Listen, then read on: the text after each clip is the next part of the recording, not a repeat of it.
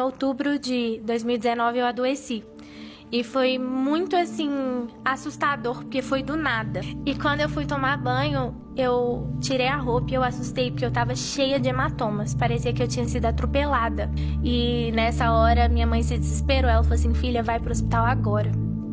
E eu fui pro hospital. E aí, quando eu fui mostrar pro médico os hematomas já tinham se quadruplicado. E eles nasciam hematomas na frente dos médicos. E o médico nunca tinha visto aquilo. E aí ele, só um minuto que eu vou chamar outro médico. E aí veio esse médico, ele, só um minuto que eu vou chamar outro médico. E começou a chamar um, outro, até que já tinham vindo 15 médicos. E nenhum dos médicos sabiam o que eu tinha. E a gente começou a procurar os melhores médicos que a gente podia. E eu fazia exames, tinha um dia que eu fazia 75 exames. E nada, ninguém sabia o que eu tinha. E tipo, a gente já tinha procurado os melhores médicos do Brasil. E você sentar na frente de um dos melhores. E ele falou assim, olha, tem coisas que a medicina não é capaz de explicar.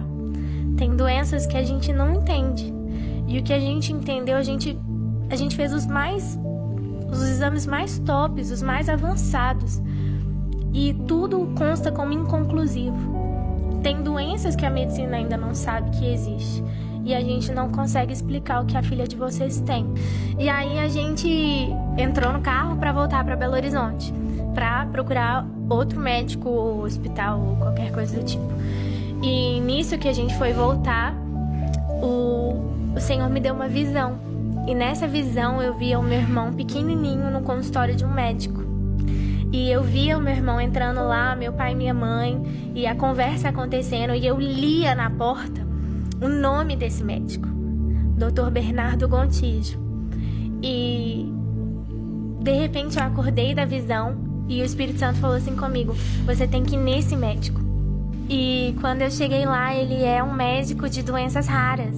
E só que nesse tempo, com tudo isso acontecendo, eu já decidi que eu ia voltar a viver normal, entendeu?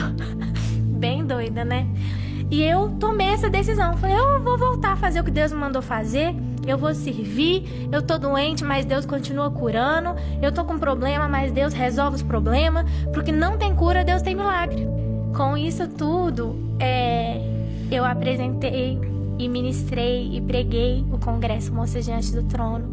Profetizei cura para muitas jovens. Orei por muitas jovens, porque eu entendo que não é porque eu tô doente que Deus não é um Deus que cura. Deus é independente como eu esteja. Ele sempre é. E nesse processo todo, eu recebo uma ligação de uma pastora de Manaus, de uma agenda que estava marcada, né, antes de eu adoecer. E ela falou assim, oi Lu, tudo bem? Eu tô ligando pra... Aí eu pensei, né, cancelar, Covid. Ela falou assim, pra confirmar. E aí eu tava pronta pra falar com ela, né, pastora? Infelizmente eu não vou poder ir e tudo. E aí quando eu fui falar com ela, o Espírito Santo falou assim comigo, você vai. E quando eu cheguei, essa é a parte mais linda. Quando eu cheguei, tinha uma salinha, sala pastoral, assim, né? O pessoal chama de sala VIP, mas eu não gosto desse termo. Aí tinha a sala ali e quando eu entrei, tinha um cara tomando soro na veia. O que eu achei que era soro na veia. E uma enfermeira. E eu falei assim, o senhor passou mal? E esse cara virou e falou assim, não, eu não passei mal, não. Eu tô fazendo minha última sessão de quimioterapia. Falei, quê? Ele falou assim, eu não quis deixar de vir. E eu tenho um câncer terminal. Eu tenho um câncer de 11 centímetros. E eu vim pra cá e eu tô fazendo minha última sessão de quimio. E quando ele falou isso, eu esqueci que eu tava doente. E eu saí correndo, eu ajoelhei nos pés dele e eu comecei a orar. E eu orava e eu falava, Senhor, cura a vida desse homem, Deus, cura a vida desse homem. O Senhor morreu na cruz pelas nossas dores e enfermidades também, Senhor, cura a vida dele. Eu orava por ele e de repente a pastora encostou em mim e ela falou assim, Lu, sua banda já tá lá em cima, os meninos já estão tocando. Eu saí correndo, eu falei assim, você tá curado, você crê? Aí ele, amém. E eu saí correndo e fui ministrar. E quase 99,9% dos congressos eu faço o louvor e a pregação, mas nesse era só o louvor. E aí eu falei assim, eu ministrei, foi um poder, assim, poucas vezes eu senti esse poder do Senhor nessa ministração. Eu acho que literalmente, né, era entre vida e morte ali. E quando terminou a minha ministração, eles falam, com vocês o pastor da noite. E entra o cara.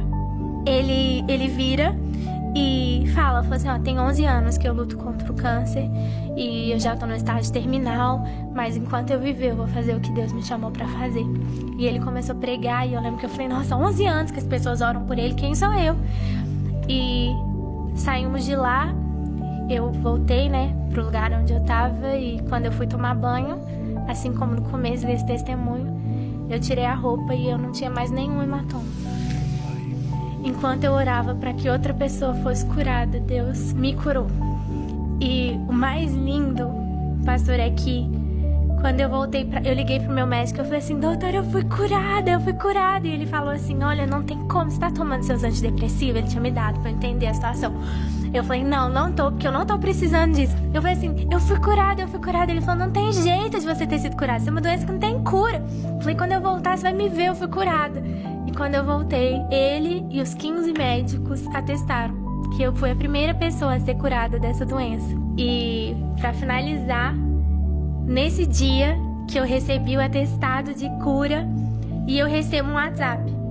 E esse WhatsApp falava assim, oi Lu, tudo bem? É o pastor que ministrou com você em Manaus. A pastora Luciana, que era a pastora que nos convidou, me passou seu número e eu queria que você visse esse documento que eu tô te mandando. E quando eu abri o documento, falava assim, e nenhuma célula cancerígena se encontra mais presente. Meu! Esse é o nosso Deus. Gente, olha...